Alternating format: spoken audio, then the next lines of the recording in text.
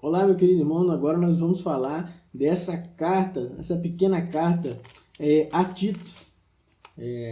Carta de Tito, foi escrito por volta de 62. Tito parece estar envolvido com a igreja cristã em Creta e existem alguns problemas de heresia, legalismo, como todas as outras cartas do apóstolo. Ele está dando considerações aqui a respeito de problemas que surgiram na sua época e agora essa carta pastoral para Tito. O contexto dessa carta está relacionado com a igreja cristã. Essa igreja com certeza havia sido plantada há pouco tempo na ilha de Creta, conforme a gente já falou, quando Paulo e Tito trabalhavam na ilha. Tito também tinha ficado em Creta para dar início e prosseguimento desta obra. Então o apóstolo Paulo faz uma carta, fazendo algumas considerações para ele, para que ele tenha cuidado com as heresias que estavam surgindo naquele tempo e um perfil legalista também que parece que tem na carta. E o capítulo 3, versículo 9 vai mostrar um pouco disso. Que o pessoal estava querendo discutir genealogia, fazendo algumas discussões, e aí o apóstolo Paulo dá um direcionamento a Tito. Afinal é uma carta bem pessoal que vai falar com Tito sobre essas coisas. Queria fazer o esboço. A carta começa com a saudação e o critério para ser bispo e presbítero. A gente mostra isso no capítulo 1, vai até o versículo 9. Depois há um confronto com os mestres, esses que são hereges. A gente já disse sobre isso, vai do 10 ao 16. Depois a gente vê algumas lideranças de vários grupos que aparecem na carta, do capítulo 2 até o versículo 15. E por último, a conduta cristã e o desfecho disso tudo. E o apóstolo Paulo sempre dando toques pessoais a Tito sobre isso tudo. Ele chega a dizer, no versículo 8 do capítulo 3, olha, fiel é esta palavra, eu quero que você afirme categoricamente essas coisas para os que creem em Deus, se empenhem na prática das boas obras. Tais coisas são excelentes e úteis aos homens.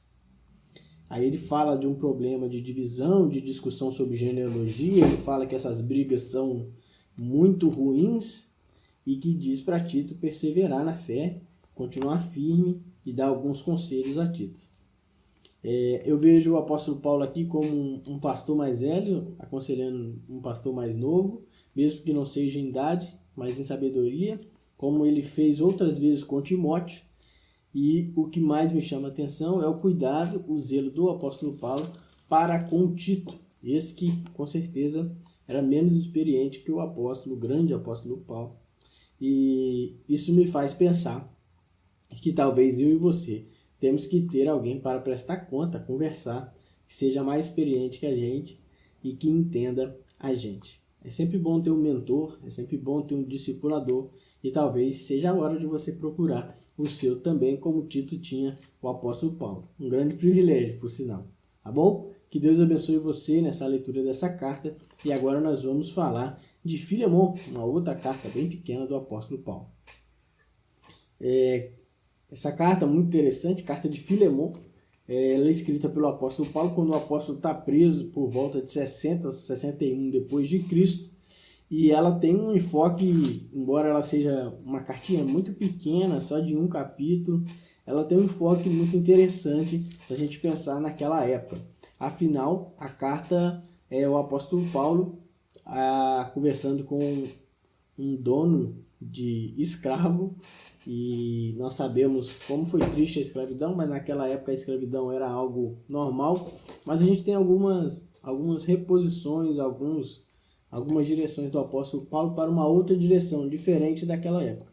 O apóstolo aqui vai mostrar que através do amor e através da misericórdia de Jesus, até os escravos merecem não ser tratados como prisioneiros. E o apóstolo diz que ele também já está mais velho, mas que ele é prisioneiro de Jesus. Ele está tentando fazer um paralelo com o assunto da carta desse escravo que tinha fugido e que iria voltar ao seu Senhor. A carta pode ser dividida assim: a saudação e ação de graça, no capítulo 1, versículo de 1 a 7. Paulo vai interceder por Onésimo, do versículo 8 ao 21, e no final o desfecho do 22 ao capítulo 25. A carta revela que tem um escravo chamado o escravo de Filemão, chamado Onésimo, estava em contato com o apóstolo Paulo e ele havia furtado seu senhor e tinha fugido. E aí provavelmente tinha fugido para Roma, aonde o apóstolo teria já conversado com ele e o teria evangelizado. E nesse mundo de desigualdade, Paulo intermedia então o relacionamento do senhor de escravo com o seu escravo, e que ele deveria receber o Onésimo novamente, voltar ao seu senhor, e que o senhor dele deveria receber ele sem rancor, com dignidade e com um pouco de amor. O apóstolo Paulo,